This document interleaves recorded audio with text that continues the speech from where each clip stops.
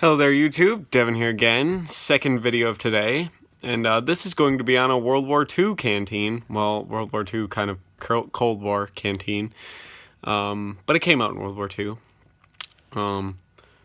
Probably my favorite World War II canteen design, and maybe probably in my top 5 overall.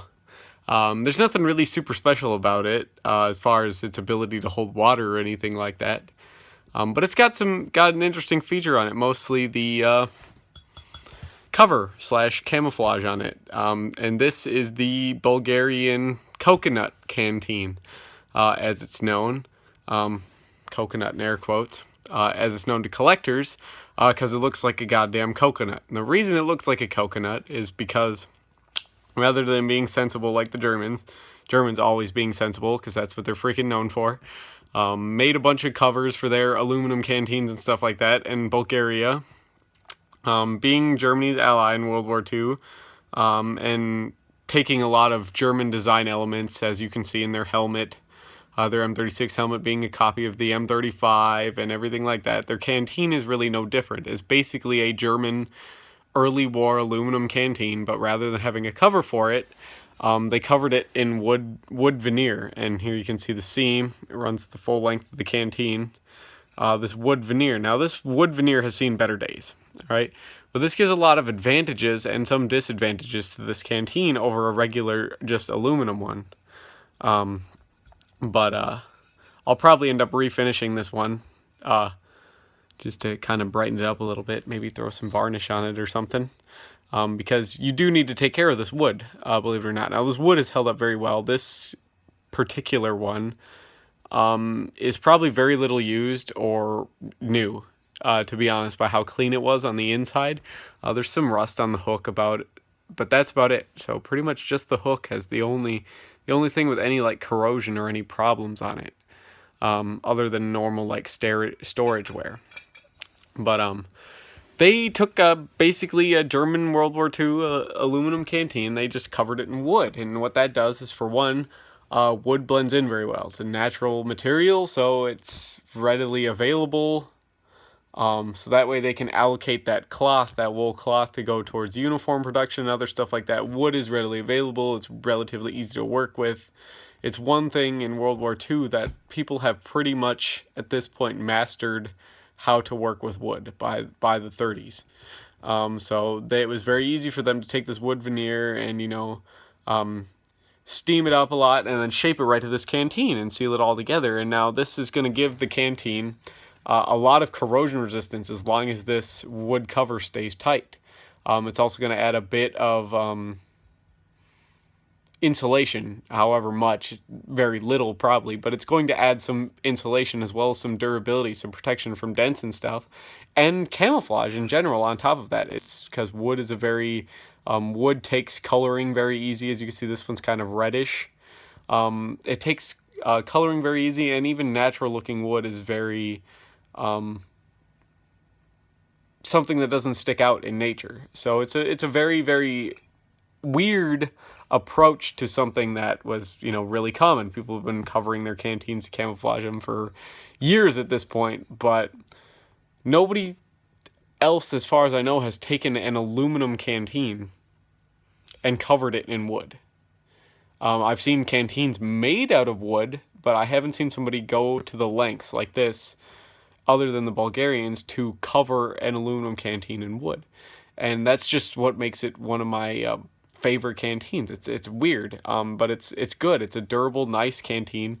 This is about 750 mils to 1 liter. I've seen some, they kind of vary in size. But the cover on it is kind of like your standard cover.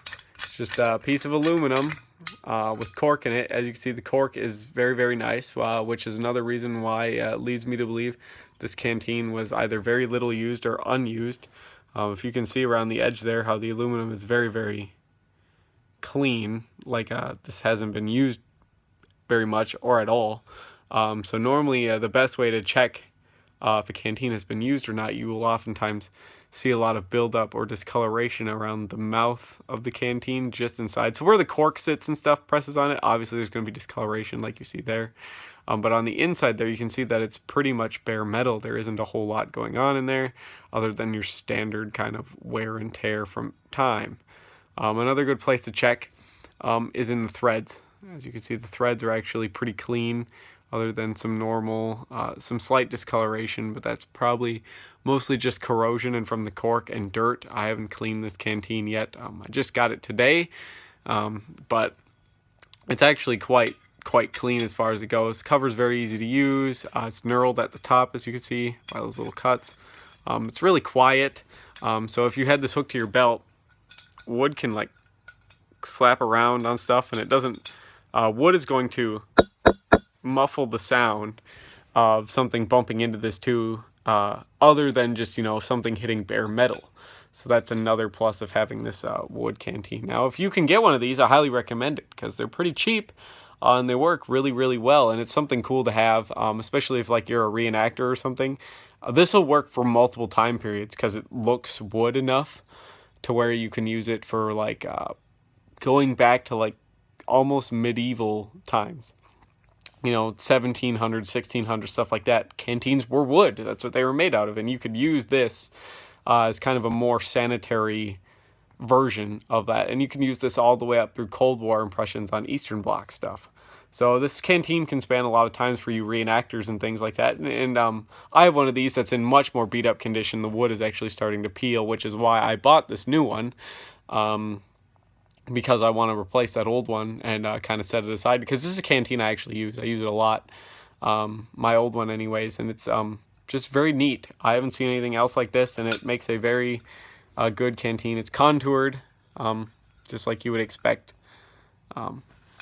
but it's just neat. You know, if you've seen any of my other stuff, you know I really like Bulgarian military collecting, Balkans area military collecting, sorry, my bad there.